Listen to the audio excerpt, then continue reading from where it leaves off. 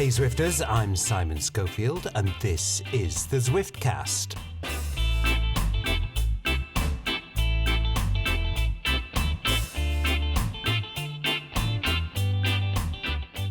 I'm pleased to welcome the customary deadly duo, Nathan Guerra. Yo, dude. Hey, Simon, how are you? Very well, thank you. And Shane Miller, g'day, mate. G'day, Simon. How's things?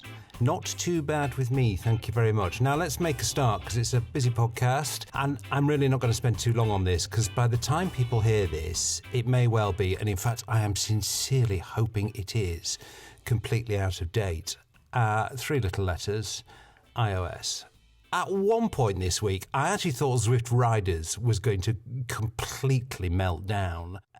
On the hour, every hour, somebody was asking, when is iOS coming out? I think for us who are already on Zwift and have a computer that can do it and all that different kind of stuff is well, we're already here. Just use a computer for now, and I'm already on Zwift. But if you're waiting to get on Zwift and it's winter and you don't want to go ride your bike in the middle of winter, every day I got a workout I got to do. I mean, I can understand that a little bit. Now, to put pressures and go crazy about it on Zwift is a whole nother story, but I can understand the urgency to want to get my workout done. I'm thinking iOS, okay, well, it's kind of good and it's kind of fine, but I'm not that really exercised about it because I'm already on Zwift, as Nathan just said, and I've got my setup and stuff.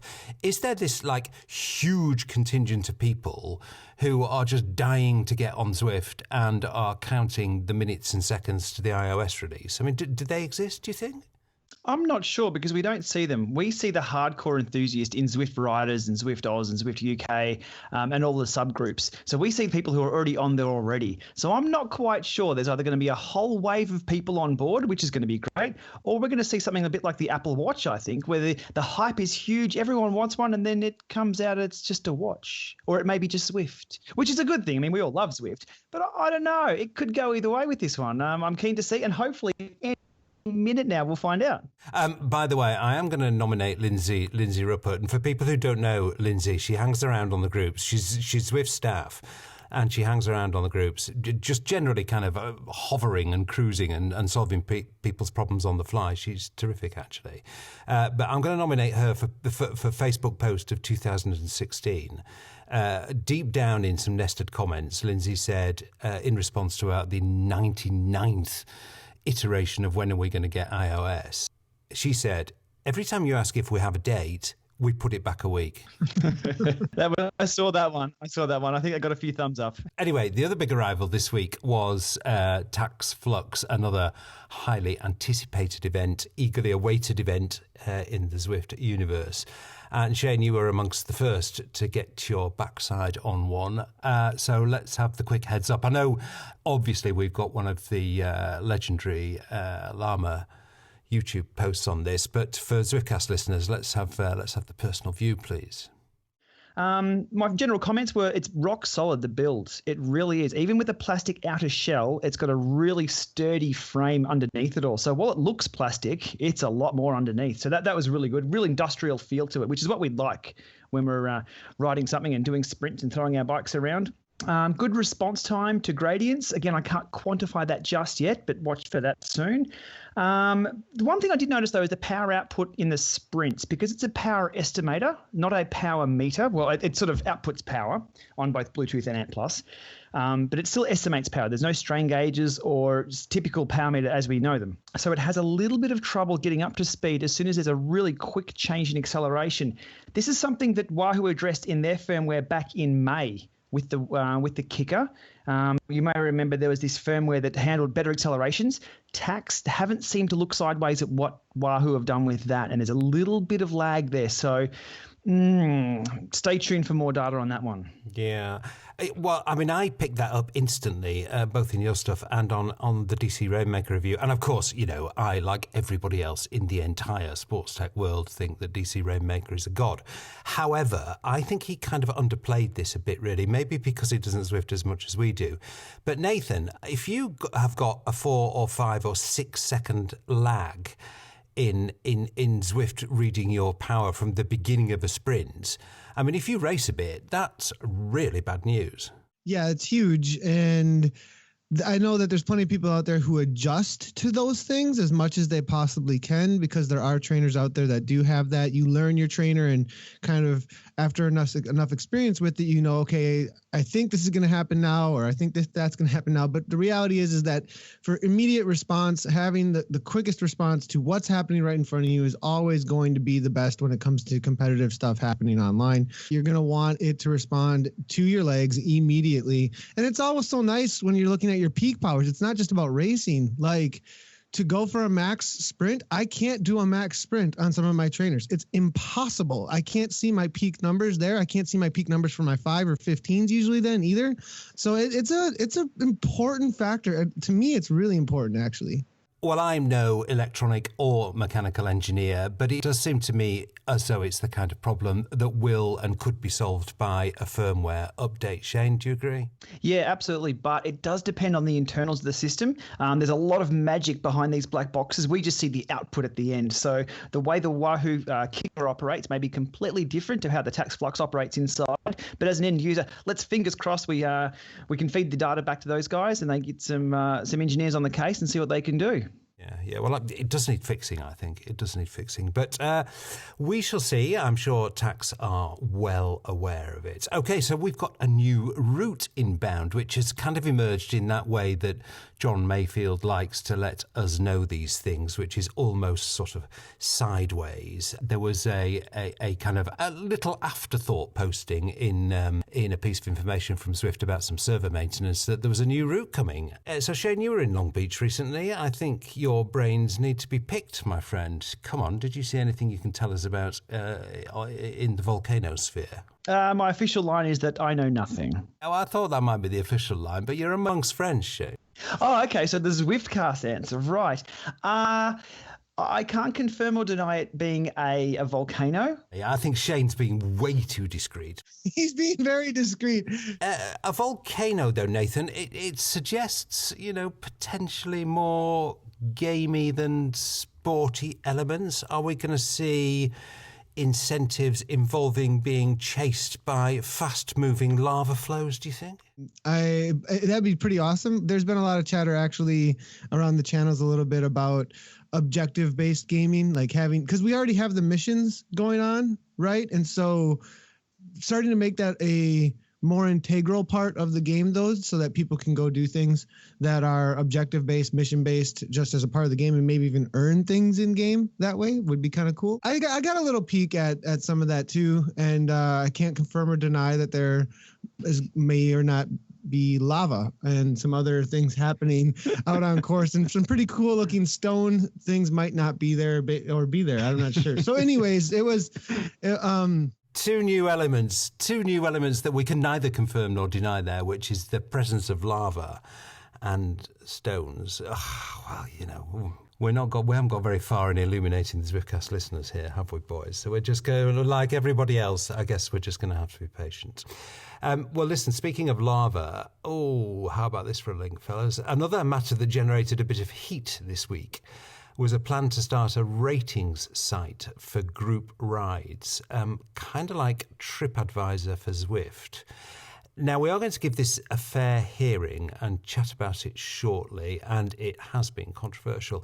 But first, let's hear from the man who came up with the idea in the first place. Welcome to the Zwiftcast to Christopher O Hearn, who is a ride leader, and I'm telling people that because it's particularly pertinent to the discussion we're about to have. Hi, Christopher. Hello, how are you, Simon? Very well, thank you. Now, you lead a long endurance ride, a 3-hour ride called the ZHR Winter Ride on a Sunday morning GMT, but you have gained... I might have to use the word notoriety, actually, but you've certainly gained a little bit of attention because of a post on Facebook. So I'm not going to put words into your mouth. I will let you say the words out of your own mouth. What was the nature of your idea? I've noticed, and I'm sure a lot of other people have, people complaining about group rides here where you say, okay, we're going to go out and we're going to do, 2.5 watts per kilo or 3 up the hills and whatever. And they end up being, 3.5, 4 watts per kilo. And these are not people who are newbies who come into it thinking everything's going to be, these are people who've been on it for a long time, but that's the problem. So what a few of us were thinking of was, look, what about a way where people can, look up a group ride and get an idea of its attributes, some sort of rating, and I say rating more than review. I'm not into subjective comments. I actually work professionally in quantitative research. I work in TV ratings. So I'm used to this sort of thing. And, so something where you can rate rides, and it's not about choosing the best ride, just in the same way that you don't choose the best hotel, you choose the hotel that is right for you. So it's about finding out that's why I say it's about attributes of rides. Is this a ride that often goes above its limit? Is it a ride where the leader communicates well? Is it a ride where it's very structured? What's important to people in a ride, and how can we rate those to put the right people in the right rides? And I think that's good for riders, and it's good for ride leaders. I don't think I'm exaggerating to say that on a scale of somewhere between a lead balloon and a cup of cold sick, it was certainly maybe in the middle of that scale. It was not well received, and it was particularly not well received by people who thought that this would simply act as a means of having a pop, or otherwise not being supportive of ride leaders who are volunteers, who give up their own time, who put an awful lot of effort into leading rides for no return whatsoever. And the vast majority of group rides I've been on, to be honest, the problem is not with the ride leader. The problem is with the participants who choose to fly off the front. I've done lots of group rides where the ride leader has stuck religiously to the advertised pace. And I'd say most ride leaders do that.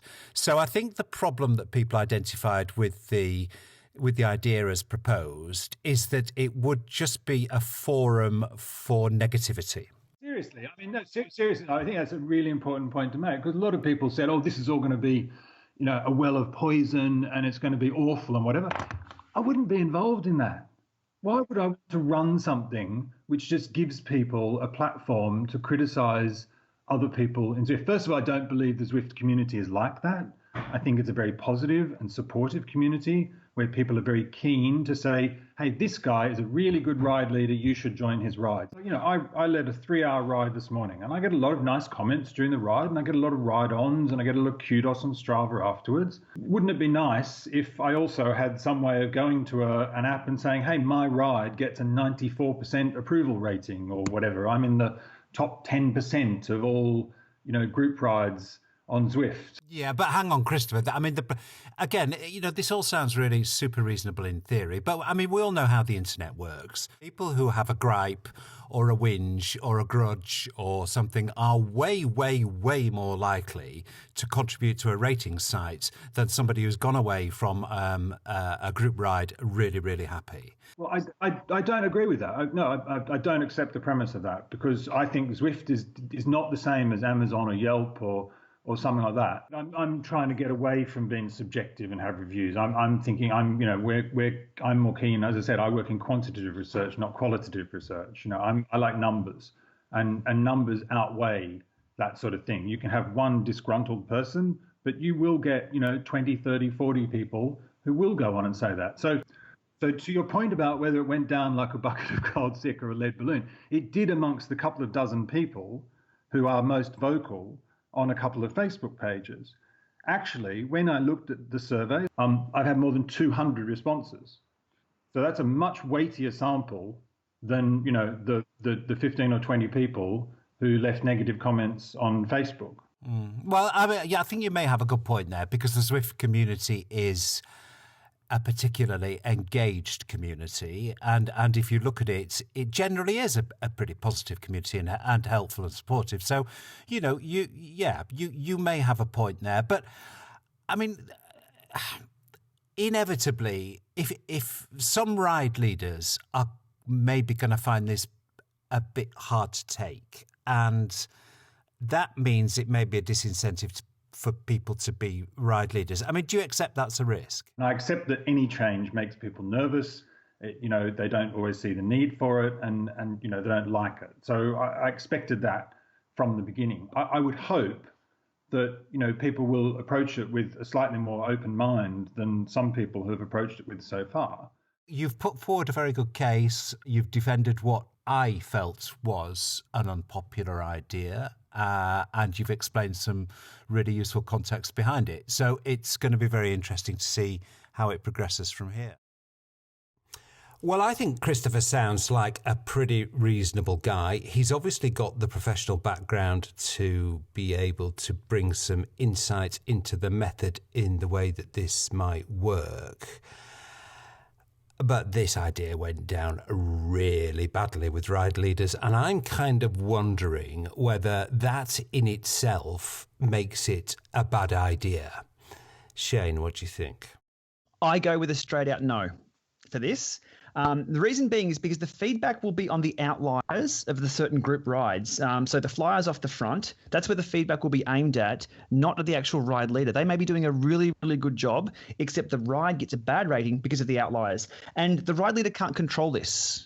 There's no tools for them to control it, to boot people off if they're playing up or, you know, commenting irresponsibly or just, you know, acting the fool, I guess you'd call it. If a group ride is thought to be, in inverted commas, bad, that is almost always, at least in my experience, nothing whatever to do with the ride leader. It's to do with the, how shall I put this politely, over-enthusiastic people who fly off the front of a group ride. I mean, why they're on a group ride in the first place, I've just absolutely no idea, but that's a kind of different issue. Or maybe it's not, actually. Maybe it's actually the heart of the problem.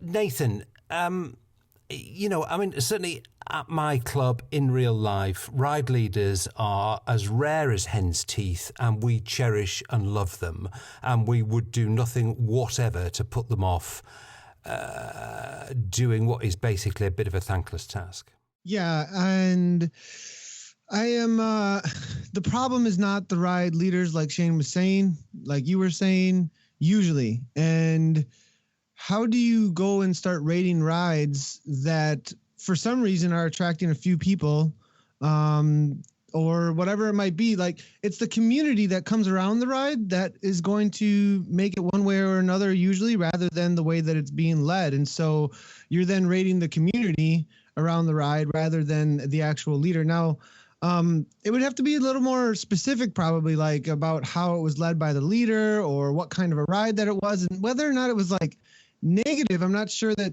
maybe positive feedback, or maybe, I don't want to say that, just policing on positive feedback, but maybe more of a reflection on, hey, here's some feedback for ride leaders. You know, that's a good tool. You know what I mean? Like, that's a great tool. I completely understand that, but I completely agree as far as third party, not being able to find it.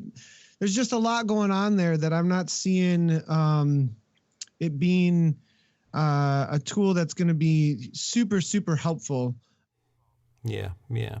Well, yeah, I don't know. I mean, I get a bit impatient with some of the chatter around group rides. And this might sound fairly hard line, but you know what? If you go on a group ride and you can't keep up, well, basically you've got two options. Option number one is like pedal harder, or option number two is you put it down to experience and next time find a group that suits your pace. You know, what is the point of leaping onto Facebook and whinging and whining about getting dropped because 3 or 4 people went 0.2 watts per kilo over the advertised pace of the race? I mean, really, Shane? Am I being, you know, my usual miserable British intolerant self here? Or should people just get a grip? Yes, you are. Yep. It comes down to the posting while the heart rate is still high, I think.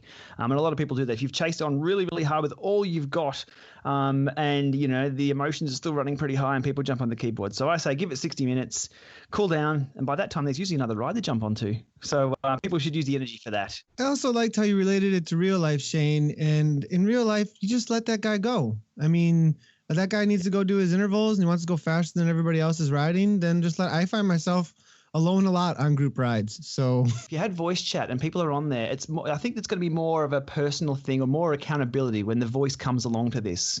So we're keen to see how it goes and how that changes the dynamic of these rides. Well, you know, in some senses, good luck to Christopher. I do believe he's doing it for the best of, out of the best of motives and with the best of intentions. But I feel he's up against a bit of a wall of opposition here. And I do think that we, as a community, need to treat ride leaders carefully. But, you know, Christopher is obviously a bright guy, and I'm sure he'll listen to the feedback that he's getting from all directions. Look, even with a bit of our, I think there was 3 thumbs down there from us. As I said, I love the future thought. I love the ideas. So if anybody has ideas like this, please float them. Even if they're good or bad, sometimes some of the weirdest ideas will come to fruition and change the game. And that's happened, across all technology. So don't let this be a hesitant or don't let this be a back down for anybody who's going to come through with an idea. I'd say post them up. Let's talk. That's what discussion's all about. Well, I'm sure he'll report back. He sounds like the kind of guy who's not going to do something just for the sake of doing it. I think, if he goes ahead with this, I think it will be thought through. But anyway, we shall see where that one goes. Okay, let's move on. Next week, the Zwift Academy scheme, which, as people will know, is Zwift's plan to use the platform to recruit a Zwifter to become a pro rider with the Canyon SRAM team, reaches its climax. 1,200 lady riders started off within the scheme. That was whittled down to 12 semi-finalists, and now it's just 3, and that next week will become just 1. Let's hear from one of those 3. Welcome to the Zwiftcast, Leah Thorvilson. And the last time we spoke, you'd made it into the final 12, and you've now made it into the final 3. That must feel quite good. Yes, it does. I'm sitting here smiling with my mouth just kind of gaping wide open, waiting for you to say that. Yeah, it's unbelievable, actually, a little bit. So I had felt like I had a good shot, but I really wasn't sure. I had 2 picked out as definites, and I was not one of them. So needless to say, I was beyond thrilled and beyond surprised when I got the phone call, and I literally started screaming. And how tough has this last phase been, Leah, this last phase of semi-final work? 1 week into the tougher month, I started having some technical issues. It was odd. It was just like even getting on and spinning felt super hard. And when I would go into the Zwift module, I would be riding along at whatever my watts might be, say 170, and we'd get to a hill and I'd start climbing. And just knowing, you get to know your own body and you know the kind of effort you're putting out. And I would be putting out what felt like close to 400 watts, and it would start dropping. And I was going back and forth with tech support with Zwift, and we couldn't figure it out. I switched over to a new trainer. I updated all the software on my computers. I did test after test after test on the bike and never could get it right. That must have been worrying on the basis that there's somebody else poring over every single tiny bit of data and testing you. I was freaking out. There was one day I come home from work at 5:30, and at 10:30 at night, I was literally still trying to resolve it. That must have messed with your head. It messed with my head. I went from thinking like I'm doing well. Never did I go into this thinking I'm the one. I thought you're a dark horse on this, and you've got to give it your best if you want a shot. So it was like suddenly not only do I think I'm probably not a favorite, but I'm having all these issues. I probably sound like a whiny baby because I'm in their ear all the time because I'm trying to figure it out. I happened to see on someone's post someone talking about a new tire. And I'm like, my tire looks fine. Well, I don't think it probably was. I saw them saying, I usually change my tires after 2,000 or 3,000 miles. And I was like, this tire's got like 7,000 miles on it. I think that might be the problem. So I got a new tire, and just the trainer tires are so hard.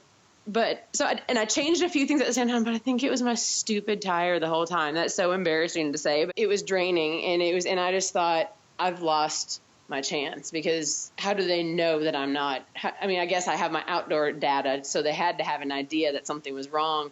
But even if something is wrong, I can't do the testing.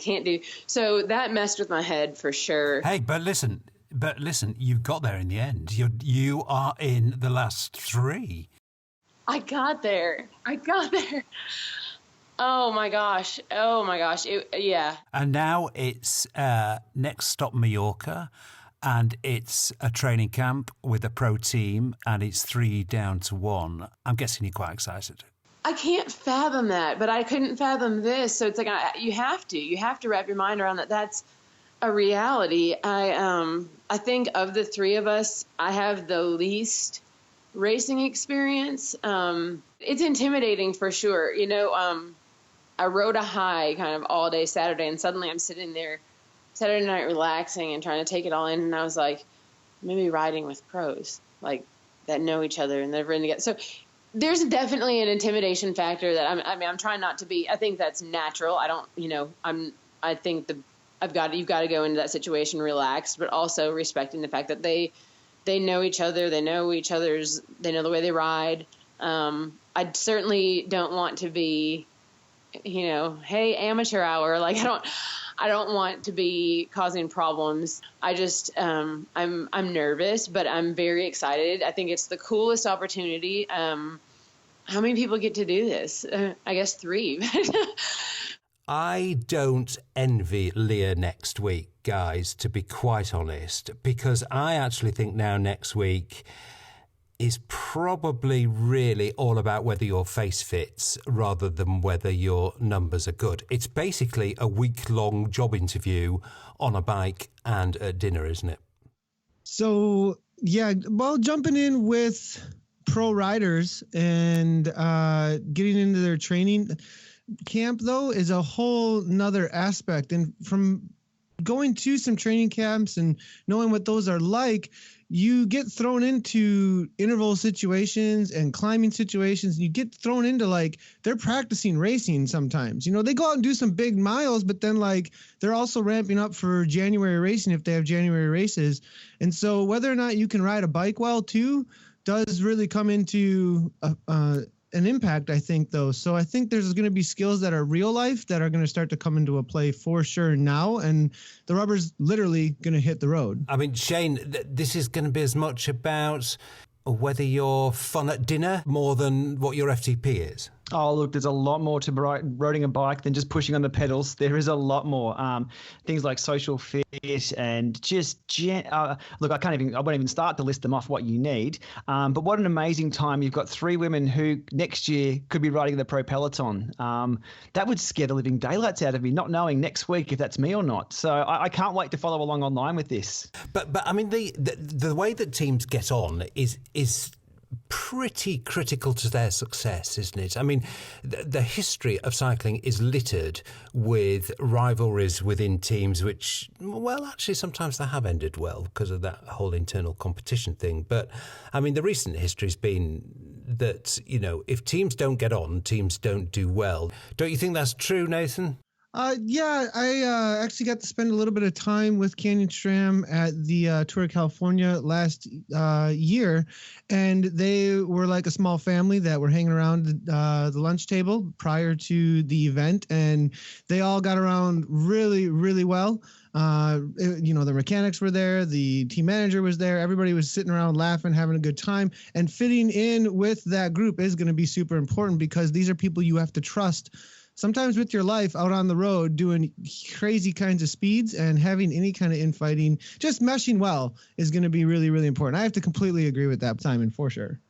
Well, the best of luck to all of those 3 girls. I think they've got a tough week ahead of them, but hey, they've put some hard miles in already. So the best of luck to all 3, and we will, of course, be catching up with who it is, the final, the identity of the winner on the next podcast for sure. Now, it seems like it's been a bit of a kind of fractious fortnight, at least in part, on some of the groups. And there's been a bit of friction with the Trainer Road folks. Nate Pearson, the CEO of Trainer Road, jumped onto the Zwift workout group and very politely made a request. And there's no really easy way of putting this. What he asked was for people to stop stealing Trainer Road's property. What's happened here is that the workout library of Trainer Road has been transformed into Zwift workouts, which is like super easy to do and posted. And, this is not cool, really, as Eric Min himself said as part of that conversation. To be blunt, it's theft. And Nate's intervention was very warmly received by the people who commented on it in that post. However, it does raise a couple of points. Firstly, what's taken him so long? Because this has been going on for ages. And secondly, and maybe more importantly, it to me shows just how vulnerable Trainer Road are. I mean, Shane, they've got no moat. You know, the defence of their business, the defences are really weak and easily breached, as this episode completely demonstrated. Do you think they can survive? Look, for sure they can survive. They've got a great user base already, and they offer something that Zwift doesn't really offer, which is such a wide range of workouts to choose from. However, that's why people are copying them, because they're there. This is an interesting one because I've seen this happen. People took the Sufferfest work and put them on Trainer Road. So it happens it sort of goes both directions. So Sufferfest went to Trainer Road, and then Trainer Road things are going over to Zwift. Companies have to innovate or die. They cannot stand still. So let's talk about the Sufferfest. They were videos that you'd pay $10 for and then pull the whole video down, and then people would just copy them around. I've seen that. They were up on pirate sites and things like that, which really hurt their business. They then went to a subscription model. So you could do $10 a month and have access to all the videos, and you stream the videos down. So that's where they've come along and innovated and hopefully continue on with their business. Trainer Road, on the other hand, if their IP or they see their IP is as the workouts themselves, that's a tough one, because as I think Nate put in his you can't copyright 2x20. That's just intervals are quite easy. I think what they need to do is make sure the platform is new, innovative, and it keeps developing in a way that keeps their audience or their customers invigorated and wanting to be on the platform. I mean, the thing is, it may not be one or the other. Nathan, do you have subs to Zwift and Trainer Road? I know, quite a lot of people do, particularly people who are very serious about training. I used Trainer Road for a little while up front, but I no longer use it at all. The selling point for them seems to be the workouts, like Shane was saying, and eventually your library just gets big enough. I think that the hardcore group with Trainer Road is really dedicated to the real life feeling. They've already got a pain cave, and they've been doing this in more of a solitude environment for a really long time. And maybe it's more of a TT or a triathlete type individual who has more of a solo event that they're training for, and they just get really focused and down to business, and almost like not doing Zwift is like hardcore, maybe, or the social aspect is lost on them, maybe. But I think there's kind of a critical mass point that's being pushed toward, though, with Zwift and the social aspect. It's just such a pull. The more people that come on, and you keep on getting that building of an audience. And so the bigger social group that you get heading towards Zwift, the more Zwift's going to grow. And I think engaging or finding some way to engage the audience needs to be their response, and what is their heartbeat besides maybe just workouts, because I think that there's a lot of coaches out there, there's a lot of options out there when it comes to workouts. Obviously, everybody's got views on how Zwift are going to spend all this investment cash that they're sitting on at the moment, but it's a reasonably fair bet, I think, that they're going to up the game in the workout department. I mean, they launched that product, and very good though it is, not a great deal has changed within it in the last year or so. I mean, I would think that they have got that in their gun sights for sharpening, improving, expanding. Once they start to up their game, I mean, that's another nail in Trainer Road's coffin. I don't mean to be doomy about Trainer Road. I used to use Trainer Road. I like it.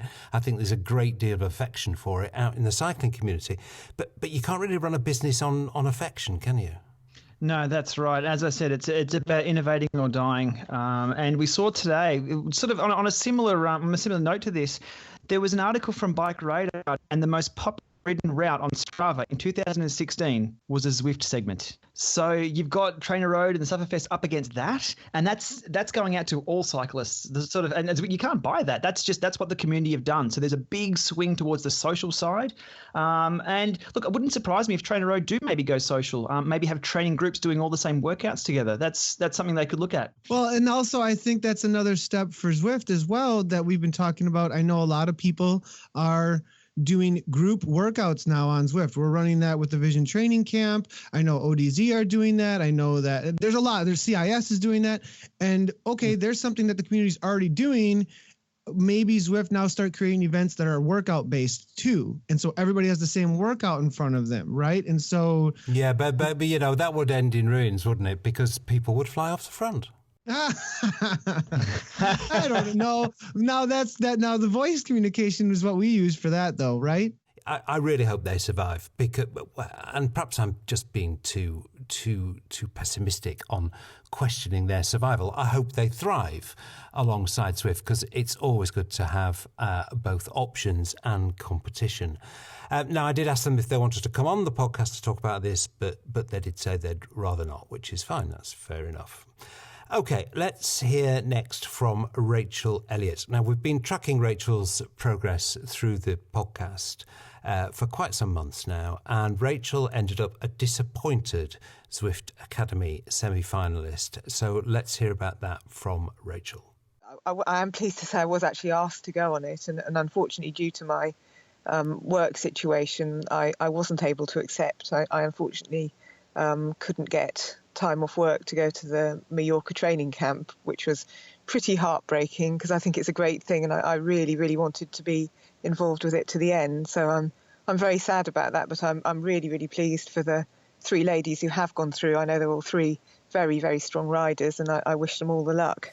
So you went through on the basis of data and performance and completion of the programme, and the thing that stopped you progressing to the next opportunity was kind of the rest of life. Is that sort of accurate? I think it is. I mean, I was fully committed to it, and I put myself through those 4-hour training sessions in freezing conditions in the Berkshire countryside, and I sort of I got so much out of it. But yes, ultimately, I work for a very good company. I love working there, but they're not the biggest company in the world, and we're coming up to a busy period, and I unfortunately couldn't get the time off. We had quite a short time to make the decision. I was actually out of the country in Tenerife cycling at the time, and I only had 24 hours to decide if I could do it over a weekend, and it was quite difficult for me to contact work. That must have been a pretty agonising 24 hours. I was very, very pleased to be asked, but I knew I had to get through this final barrier with work, and unfortunately this time it couldn't happen. I can fully understand it from a work perspective why they couldn't let me. I've got a job and people need me there, so I can understand why they said that to me. Yeah, no, absolutely. I'm sure people will absolutely empathise with that. But there will be perhaps a small minority who would say, well, why didn't you just quit your job? I mean, I think it's hopefully it's quite obvious that there's 3 ladies gone through. You never know. You never know if you're going to be the one who's picked.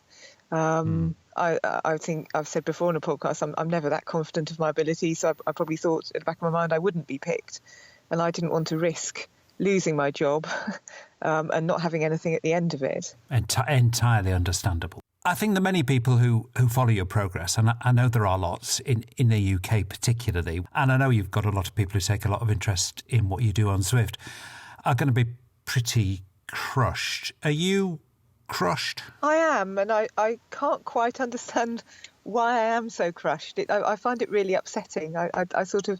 I never expected to get through to the final, but sort of to have that and then not be able to go, it's quite upsetting. So yes, I do feel sad, and I do feel I'm actually letting Zwift down, and I feel I'm letting all those people down who supported me all the way through and were really enthusiastic and sort of buoyed me along. So yes, I do feel quite crushed. Well, I don't think you're letting anybody down. You've explained fully the circumstances that were around the decision, and I'm not sure that anybody would disagree with the decision that you had to take in a very short time. Look, let's do what coaches do and say let's take the positive out of things. I mean, there must have been a lot of positives for you in getting this far in this programme. I've seen my FTP rise even in the last sort of 3 months outdoors. It's the first time I've really ever ridden with a power meter outdoors. Don't be modest. Tell us what it is. What is your FTP at the moment? My 20-minute test using the Quark power meter that they sent me, I did 324 watts. I was quite pleased with that because I actually, I mean, you can do all you like on the train and you think, is it really real? But when you actually go and do it outside, it is real. So I was very pleased with that. I mean, I think it's down to the coaching that they've set us over these 3 months that have had me swearing on the side of the road. I've been I've been doing FTP sessions in the dark down the A4 in pretty cold conditions, and sort of 4-hour sessions on Sundays and hill sessions, and it's been really, really good. I've never followed a training program before, so to have it all laid out for me, and it's been brilliant. I mean, also I've made some really very good friends. There's 2 other ladies, Jessie and Leah, who I've sort of made a real personal connection with during the course of the 3 months, and it's been great to get to know people in that way as well. Sort of commiserations, but also congratulations, I think, is how I'd like to leave it, Rachel. Well done. Yeah, no, thank you very much. I think that was a bit tough for Rachel, guys. She obviously had a very, very short window to make her mind up, and it was effectively give up your job for the chance of being a pro cyclist, but it's only a 1 in 3 chance. That was a really tricky position, I think, don't you, Shane? Yeah, for sure. As we were saying early on, it's within a few weeks someone will know if they're going to be a pro cyclist next year or not. That's a massive change, and it's both scary, exciting, and you name it. But at the end of the day, yeah, life comes along and gets in the way. Nathan, I wonder whether that decision that Rachel had to make, she maybe could have seen coming. I don't know. I mean, you can't possibly know everybody else's personal circumstances, can you? I think she definitely did see it coming at least a little down the road, and I that was hard to listen to, I got to admit, completely. And up front, the first time I saw Rachel Elliott on my radar was during a race, and she whooped all the boys. And everyone was like, what? Who is this? And she raised my eyebrows and continues to raise my eyebrows. Like, are you kidding me? Is this girl really this strong? I mean, that was always going on in my head. Like, okay, really? And, and then they gave her the cork and she pulled out that 324. I mean, she's the real deal. Like 5.0, 5.1, 5.2, right around that range for a woman. Whoo, I'm scared. Okay. and it was hard to hear that situation. And I'm kind of like, man, isn't there special circumstance? Like, I was rooting for her, and especially after hearing that. And so tough, but I think it's also a takeaway from it, though, is like the name that she's made for herself amongst the Zwift community, I think, as well, and the whole experience of it, and those who have come around her and really been rooting for her is some amazing takeaway, I think, for her, and just like a stamp of like, you are the real deal, like, for sure. And man, just the whole idea of work not allowing that to happen was a hard one for me to hear. Yeah, it was. But you know what? I mean, the thing is, Rachel is now on the radar of Canyon SRAM, you would have thought, because I would have thought Canyon SRAM are looking very carefully, not only at the last 3, but maybe at the whole of the last 12. And, anybody who knows anything about Rachel, and particularly in the UK, where the time trial season she had this last summer was just fantastic. I mean, she is on people's radar, and it may be that position. I don't know. I have to tell you, boys, I do not spend a lot of time watching talent shows, but my wife and children tell me that sometimes it's the runners up on these television talent shows that actually end up doing better in the long term than the winners. So let's see where that one goes. Okay, now lots and lots and lots of new Zwifters pouring on. I was talking to 4, 5, 6 people who run different groups, and they're all saying the same thing: a request after request after request for people to join those groups, and the Zwift community is clearly expanding quickly. So with that in mind, I thought it might be a good idea to ask a bit of a fundamental question, or try to answer a fundamental question about one of the things you see a lot on Zwift, which is teams. So what is a team? What's it for? What do you get out of it? Here's one of the biggest teams on Zwift, ODZ, who I think can answer some of those questions. Welcome to the Zwiftcast to not 1, not 2, but 3 members of Team ODZ. Now, I'm going to say ODZ. I know really it should be ODZ, and we'll go with ODZ, but I have to say ODZ because I'm British. Jason Flores, you're one of the main organisers. So let me ask you the first question. Why did you set the team up in the first place? We were riding on Zwift on Watopia, and we were looking for something in our time zone, which was in the morning for Western United States. We just got on, started riding, and we started a group ride. That's what was born of the coffee ride at 5 a.m. Just started promoting on Zwift riders on Facebook, and just started to get riders from there. Justin Wagner, were you the first team on Zwift, do you know? If not the first, one of the very first. I think what we can say is that it is a team that was born from Zwift. So, let me ask a fundamental question. What is the purpose of a team on Zwift? For me, the purpose of a team is the community aspect. And I think one of the things that really makes the community of Team ODZ different is that we heavily use audio chat while we're writing. So this started in the early days on TeamSpeak, and we've since switched over to Discord. But that's been the staple of what's kind of made our rides and our community. We really know each other because we talk to each other. And some of these guys that I ride with, I might talk to them more than I talk to my wife, quite honestly, because I ride my bike a lot. Justin Liborio, I'm going to bring you in. You're a rider for ODZ and a relatively recent recruit. You enjoyed a lot of success in the recent Team Worlds event, which ODZ had a big hand in organising alongside Tam Burns.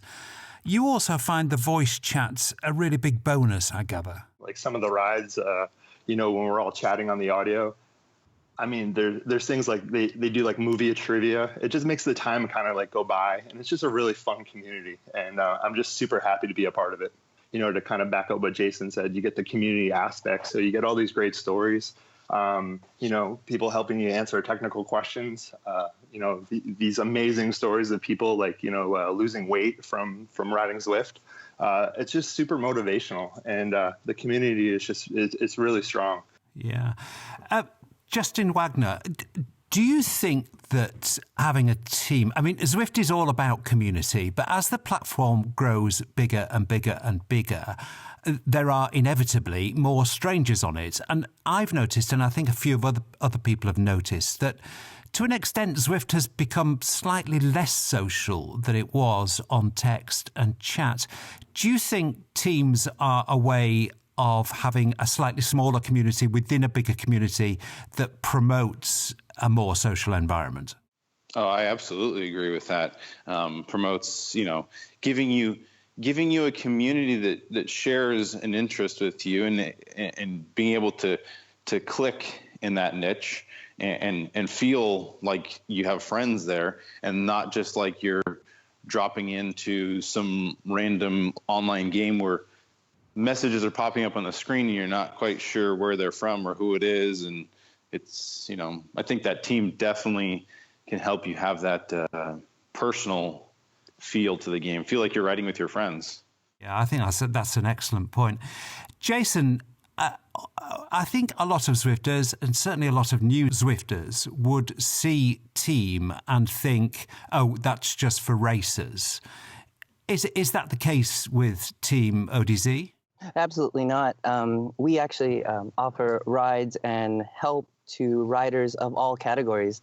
You could see from our performance at Team Worlds, or even just our rides across the week. We have rides that are just for example, C and D and new group riders. We have rides that aren't even races. They just you just casually go around, you talk, maybe do a couple sprints. It doesn't end with anything, with explosive. It actually doesn't even start out of the pen with anything explosive. We try to kind of take that out of most of our rides. But yeah, it could definitely be, I guess, a little bit intimidating, but we try to take that out with the different rides that we offer. I know several teams, Team Z, now renamed Team WBR, offer coached and tutored rides. They can be incredibly useful as well as an awful lot of fun. Justin Liborio, have you done those, and have you found that they've had a positive training effect? Absolutely. They offer a ride within the community called Skills and Drills, and I believe it's on Wednesdays. And I did a couple of those leading up to the Worlds and kind of learned some valuable skills. I don't come from a race racing background. This is all new to me. And just kind of being able to kind of learn from, people who have been doing this a little bit longer. And again, through the audio, it helps tremendously. It's interesting that you all mention audio as being a way of melding a team together and keeping groups together on the road and fostering a sense of community. I mean, we know that audio is coming on a much easier to access level via the platform. It's going to be interesting to see how that plays out on Zwift, but it sounds like you guys are saying that the omens for audio are good because it just adds so much to the experience. Is that true, Justin Wagner? Absolutely, hands down. I joke sometimes when on our group rides and say, I'm not sure I would still be on Zwift if we didn't have this audio going. That's maybe a bit drastic, but it's like a whole nother level of interaction with people that just makes. I mean, you can coordinate real time. Say you're in a race with your buddies, you can coordinate real time who's going to go where, do what, that you just couldn't do with chat. It's just not fast enough. You can just get into so much more deeper conversations on an endurance ride about who this guy is. He's not just some pixels on the screen, but he has a family, he has kids. What are his interests? And we have all sorts of great conversations. Couple of quick fire questions. Jason Flores, can anybody join Team ODZ or do you have to be invited? No, actually anybody can join. You can always click to like the Facebook group and we'll definitely add you and get you information. And no, it's not exclusive at all. I mean, you sound as though you're kind of predominantly West Coast of the States, but do you make an effort to make sure that there are rides in all time zones? Yeah, we actually have ride leaders internationally, including Canada. We do a lot of East Coast rides. We have started a women's only ride that's mountain-centric as well as Australia-centric. So we do our best to kind of spread ourselves where our board members / ride leaders are. So we definitely are international. We have some UK-based ride. We have a Euro decaf ride, which is for C&D riders, and that's centric to your time zone. Yeah, well, I'm going to get on one. I'm thinking of starting a bit of a kind of ride review on the podcast, and I've been trying to do as many different rides as I can to experience and rides do have different atmospheres. Actually, it's incredible how much variety there is within rides run by different organisations. So I'm hoping to start reflecting that quite soon. Guys, it's been fantastic to talk to you. I know at least two of you have got up at some ungodly hour in the morning to make this work. And for that, I am extremely grateful. And I think it's also been really interesting for listeners to get a sense of what a team is and what a team does. And I think you've achieved that very well. So thank you very much indeed for joining me. Thanks for getting up and ride on. Thank you, Simon. Hey, thanks, Simon. Okay, well, that was all very interesting. But the most interesting bit of it for me was how effectively they use voice. And Nathan, you've been at the vanguard of this and you're continuing to do it. Is voice then, do we think, going to be transformative for Zwift? It's completely transformative. There's no ifs, ands, or buts about that whatsoever, because I think one of the main things is the disconnect between it being a real life ride and not is the ability to communicate at all, right? And so the only communication that we have right now is how fast that person is going with their legs or how many watts they're putting out or whatever it might be. And the second you start communicating, it was like the light went on. You could see it. Like people were like, that was amazing. And it got a lot of popularity. And then we moved things to Discord and people started creating all of their own little servers where their group could grow together and have their own space to grow within too. And it brings in this whole sub community and identifying with people of likeness, I think, in a new way, because you really can't do that well at all through just text. You can do it fairly well through like third-party text places like Facebook and other things. But as soon as you hear someone's voice and you start hearing their life through that voice, it creates a whole new connection of like true friendships, actually. Yeah, well, people do say it is going to be transformative, and I think they're probably right. Shane, another aspect that I found interesting in that chat with ODZ was something that, again, has bubbled up from time to time on the groups, which is that as Zwift gets bigger, it's actually paradoxically getting less social because it's just so large. And if you're sitting in a pen with 300 racers, as I have done recently, you've got to be quite a big kind of personality to chirp up in that environment because, you're kind of worried what people might think or that you're being a bit daft or over-friendly or whatever. And that seems to have possibly, and I'm only talking about text here, but it does seem to have made Zwift slightly less social. Do you think that's right, or is it just the rides that I'm doing? No, I've noticed that as well. I've noticed there's less text chatter, and I think that's probably the reason. There is 1,000 up to nearly 2,000. I think there's over 2,000 people online the other night. And you're exactly right. It's people saying, I might sound silly saying that to this many people. So I've noticed the chat actually, drop off a little bit. But I really can't wait to see what's coming up with the voice. I've tried the Discord and TeamSpeak early in the piece, and it's just brilliant. I can't, explain how different it makes it. It makes it like true teamwork out on the road. Pull a turn, how are you feeling? Because you can't really text when you're at FTP, but you can definitely talk or sort of grunt and huff and puff anyway. So it's, again, I can't wait to see what's coming up on the horizon with that. No, I mean, it is going to be good. I mean, one of the things that I've tried to do with my real life club is get a kind of virtual chain gang, and that's never really worked for us really because a couple of people drop off and you can't pick them back up again, and particularly with the courses being busy, and I think voice, for instance, for something like an 8 or 10 or 12 strong chain gang, maybe comprised of real life mates, I could see voice really, really making that work, whereas on text it's been tricky. So yeah, bring it on, Zwift, and get on with it, will you? Because, it seems a long time since we've had anything kind of new and exciting. I know there's a new course coming, and of course there's the dreaded iOS, but it's been sort of a bit quiet, hasn't it, recently, with shiny new things, Nathan, don't you think?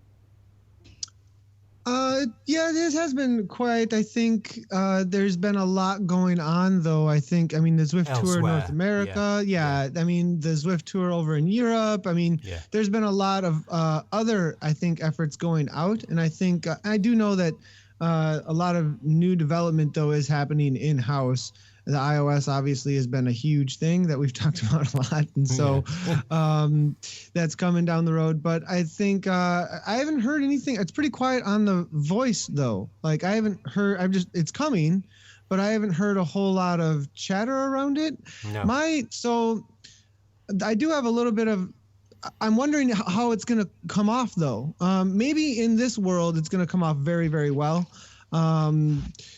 I do know that in the Discords that I look at that are using it in Zwift right now, it's a space that's already established for those people, and they're there like every day. In the Vision Cycling Discord right now, I have 1 or 2 people I'm looking at right now hanging out in there, and then tomorrow I know Jesper will probably come online from Cycling Hub TV, and he'll be in there with a whole bunch of people that kind of hang out with him in his live stream channels, and they're there like every day riding together in that channel. That's like their space now, and they'll just hang out there and not ride either, so there's these like these places that are already being created that people hang out with voice that I'm wondering if Zwift can accomplish that same thing with a space, if that makes sense, where you can hang out and create a little home online. And so I'm not seeing that being the same thing. And I have a feeling that's why third-party softwares with voice have been so extremely successful in the gaming world, is because you have people that you do these objectives with and achievements with together that you push on toward together. And then when the game's over, it doesn't end. You still can talk and hang out and whatever and celebrate that part of your life together about how you did that thing. But in Zwift, the ride's over and the ride's over. I don't know. How are they going to do that well? I'm wondering. Well, it's going to be interesting to see how that works out and how far the translation from real life gets. I mean, I'm guessing Shane, that voice is just going to have a real role on group rides, maybe slightly smaller group rides than the great big organised monsters we've been seeing in Zwift. And like Nathan was saying there, the kind of after stuff would be the equivalent of, going to the pub for a beer. I don't know. And maybe small, maybe more teams like ODZ will spring up with voice, but smaller ones.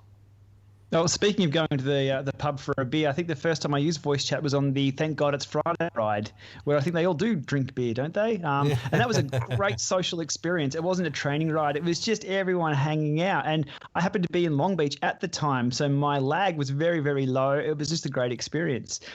Yeah, it will be very, very interesting to see how it goes.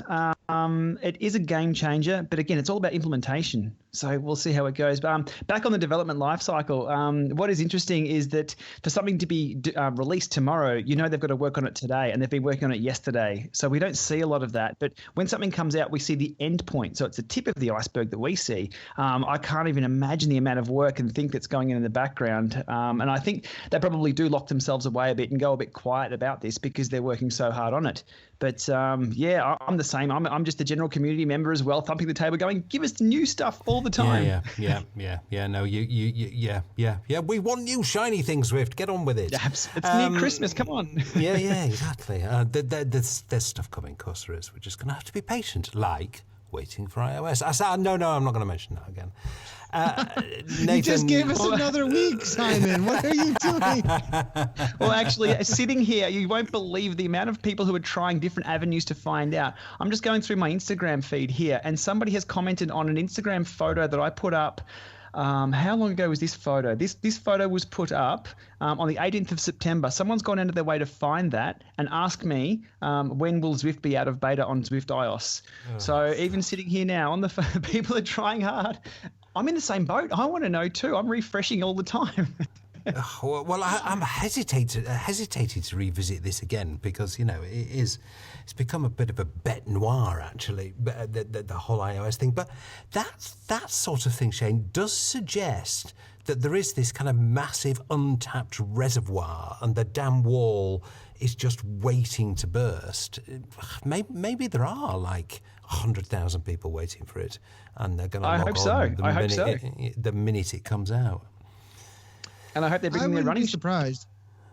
I wouldn't. I'm sorry, but I wouldn't be surprised. My experience with a lot of this world is that you get that all the time. I'm not very techie. I don't really, but they all have an iPad or they all have an iPhone. You know what I mean? Or an Android, and they're like mad. But like, but I think that don't start that. But I think that or their computer doesn't run Zwift very well. They have a computer. Everybody's got a computer, but it doesn't run it very well. I got to get a graphics card. I'm not getting a graphics card. I just put it on my phone when that comes out. Hey, when's that coming out? So I think that's, I think that there might be a pretty big floodgate there. That's my feeling on it. Here's something interesting from the depths of the internet. Speaking of hidden away little gems, there was a post by John Mayfield. I think it was over on Reddit, on the Zwift Reddit group, and somebody was, or it may have even been within one of my YouTube comments. Someone was saying, "Hey, the graphics on Zwift are too old. They look too old. It's crap. I don't like it at all. It looks like it's 10 years in the past."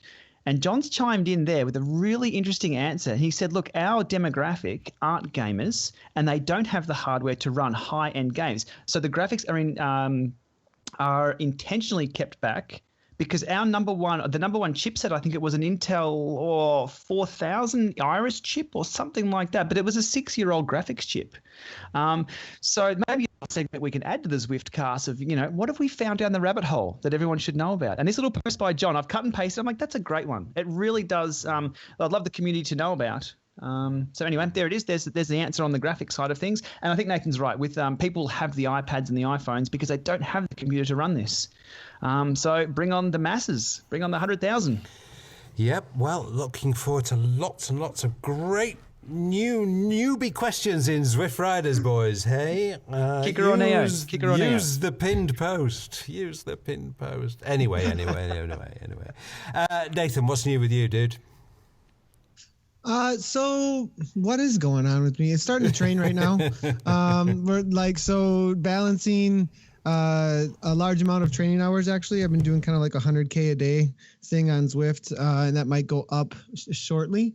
We are doing the races still on Zwift's Facebook on Tuesdays and Thursdays, and that looks to be growing, maybe some expansion of the racing series. We're looking forward to both the ODZ Omnium coming up as well as the KISS birthday race that is coming up as well from the KISS Racing series. Yeah, Shane, it's of course obviously opposite for you, and I'm guessing we're seeing slightly fewer Australians on the platform as you've now got blue skies and warmth, have you? Oh, look, I've just, we're in Sydney for 5 weeks and we've just moved back to Melbourne, where our home is. And the temperature, and I kid you not, we drove over the border from New South Wales to Victoria yesterday. It was a 10-hour drive. It was 34 degrees. As soon as we passed the border into Victoria, it went to 15. This is Celsius, so somebody will have to do the conversions for me. The temperature halved. And today it's been raining. In Melbourne. This is one of the reasons we went to Sydney, to get away from the weather. We thought it was good. We'll come back now. We could have stayed through till Christmas, but I thought, no, look, let's go home. So there's a lot of indoor work going on, but also a lot of outdoor rides as well. It's been brilliant in the last when the sun does come out, it has been really, really good. Yeah, lovely. Okay, well, talking of sunny spots, I was in a sunny spot earlier in the week. I was in Italy. Cold it was, but sunny and lovely.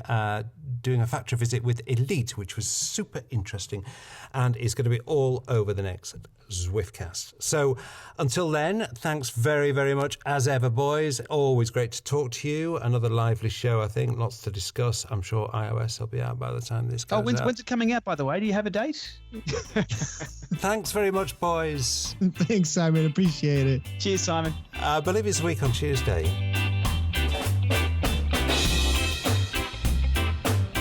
I made that last bit up, by the way.